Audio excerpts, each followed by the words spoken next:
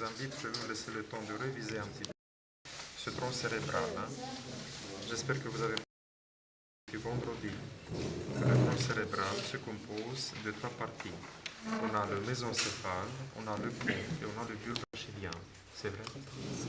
Avec les structures et avec les détails qu'on voit d'habitude.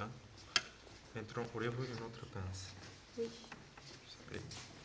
Voilà, et le cerveau, que vous connaissez déjà très bien. Voilà, ce qu'on voit sur la face du cerveau, on a toujours le tronc cérébral avec le bulbe, le pont, le mésencéphale, ça veut dire les cérébraux sont cachés quelque part par là, d'accord? Ensuite, le pôle frontal, le pôle occipital, le pôle temporal, face inférieure du cervelet, merci beaucoup, face inférieure du cervelet, et on voit cette artère qui repose sur la face inférieure du pont et qui est appelée l'artère basilaire, qui se forme de la réunion des deux artères vertébrales. De ce côté, on voit l'artère carotide interne. L'artère carotide interne, celle qui émet l'artère communicante postérieure vers les artères cérébrales postérieures, d'accord, en provenance de la bifurcation de cette artère basilaire. Et ensuite, on voit le chiasme optique, on voit la bandelette olfactive, le bulbe olfactif, tout à fait. On voit la tige de l'hypophyse, celle qui est placée là quelque part. Les deux corps mammillaires à l'intérieur, vous les voyez, et les pédoncules cérébraux, quelque part dans la profondeur. Sur cette préparation, on voit également les nerfs oculomoteurs, la troisième paire, le nerf trijumeau, d'accord, la cinquième paire, et bien sûr ensuite au niveau du bulbe, on voit les filets nerveux qui composent les autres nerfs. Toujours au niveau du bulbe cérébral, on a la fissure, le sillon médian antérieur. D'un côté et d'autre, on a les deux pyramides bulbaires. Et plus latéralement, on retrouve les olives bulbaires. Le bulbe est séparé par le pont par ce sillon bulbo-pontique. Et voyons maintenant sur le tronc isolé. On voit à peu près la même chose. C'est clair. On le nettoie. Qu'est-ce que j'enlève maintenant? C'est quoi ça que j'enlève? L'arachnoïde. L'inflammation des méninges s'appelle méningite. Tout à fait. Mais bien sûr, vous imaginez bien, c'est l'arachnoïde qui s'inflamme. La dure mère, vous l'avez vu, combien elle est solide. Elle est conjonctive, quoi. Elle ne contient pas de structure vasculaire.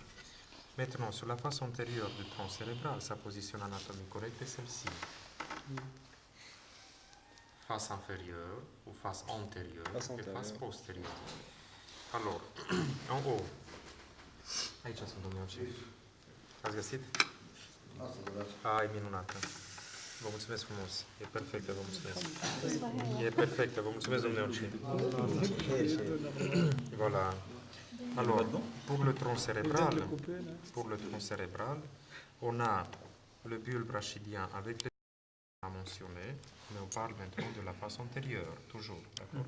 Avec le sillon médian, avec les deux pyramides, avec les deux olives qui sont bordées par le sillon rétro-olivaire. On voit le pont avec ses fibres transversaires qui lui donnent ce relief, et avec le sillon de l'artère basilaire, le sillon basilaire. C'est l'impact, on dit les deux. Pardon? L'impact de l'artère basilaire ou sillon de l'artère basilaire. C'est pas l'empreinte, si vous voulez dire, c'est le sillon basilaire, c'est comme ça qu'on l'appelle. Et bien sûr qu'il est dû à la présence et au développement de cette artère. Et ensuite, on voit le bulbe séparé par le pont par ce sillon bulbo-pontique. Le pont est séparé de mésencéphale par ce sillon ponto-pédonculaire, tout à fait. Parce qu'au niveau du mésencéphale face antérieure, on voit les deux pédoncules cérébraux. Je vous ai montré vendredi qu'en fait ce complexe, le tronc et le cervelet, est fixé aux hémisphères que par ces pédoncules. Quand on coupe ces deux pédoncules, on arrive à détacher le cervelet et le tronc cérébral. Et face antérieure du tronc cérébral, vous voyez la fosse pédonculaire. Et tout au fond de cette fosse, on voit la substance perforée postérieure, ou l'espace perforé postérieur.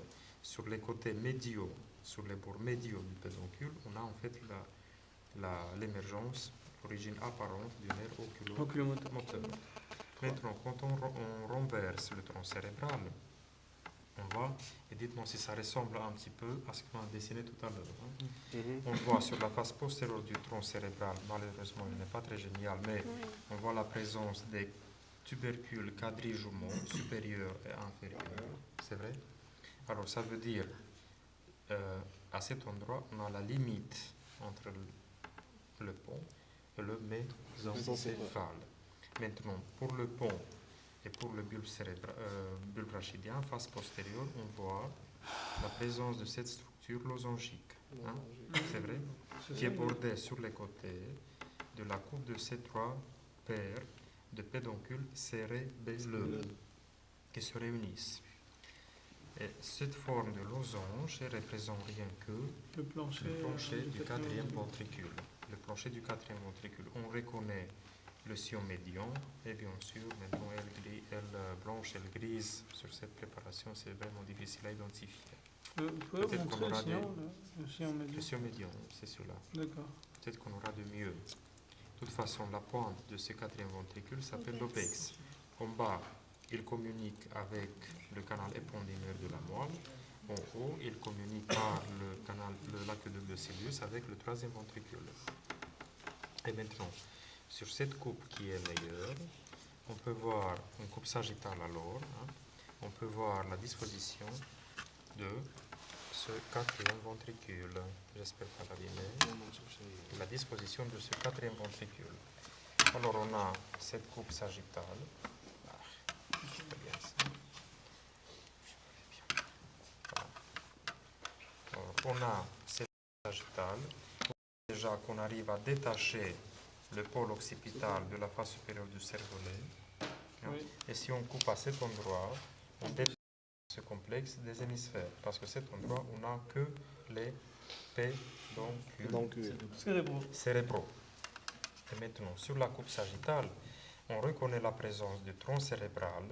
Peut-être que ça ressemble un petit peu à ce schéma. La présence du tronc cérébral avec en bas le bulbe, le pont, le mésencéphale.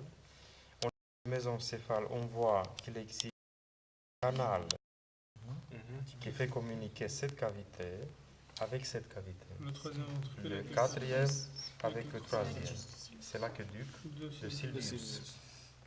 L'aqueduc de Sylvius. Et le quatrième ventricule, en fait, c'est rien que cette cavité qui est creusée dans le névrax et qui est située entre la face postérieure du tronc et la face antérieure du cervelet. On est d'accord? Il est plus petit que le troisième ventricule? Non, le troisième, oui, bien sûr. Il est plus petit, c'est vrai. Alors, la coupe sagittale par le cervelet, on le voit, on le reconnaît. On a décrit, sur cette préparation, vous comprenez la disposition des quatre bords et des quatre angles. Et sur cette coupe, vous voyez déjà la disposition du plancher du quatrième ventricule et du toit du quatrième ventricule. Le toit du quatrième ventricule, lui-même, il présente deux parties. On a dit une partie antérieure, c'est celle-ci qui est toute petite, toute fine. Vous la voyez? Elle s'appelle la valvule de Wiersons. La valvule de Wiersons. Elle s'accroche en avant au niveau des tubercules quadrijumeaux inférieurs par ce frein de la valvule de Wiersons. Pour la partie postérieure du toit, déjà, il y a une partie qui se cache dans la profondeur du cervelet, c'est la valvule de Tarin, et une deuxième partie qui d'habitude est abîmée lors de la préparation et qui est appelée la membrana tectoria. Vous voyez ce qui est noiré. Cette partie, oui, pardon. Là aussi, on ne la voit pas. La membrana? Oui. C'est ici. Voilà, elle est toute petite, c'est qu'il nous reste, parce qu'elle est toute fine, et déjà elle est percée à son milieu par ce trou de Magendie. Par le trou de Magendie. Vous voyez déjà le quatrième ventricule. D'accord?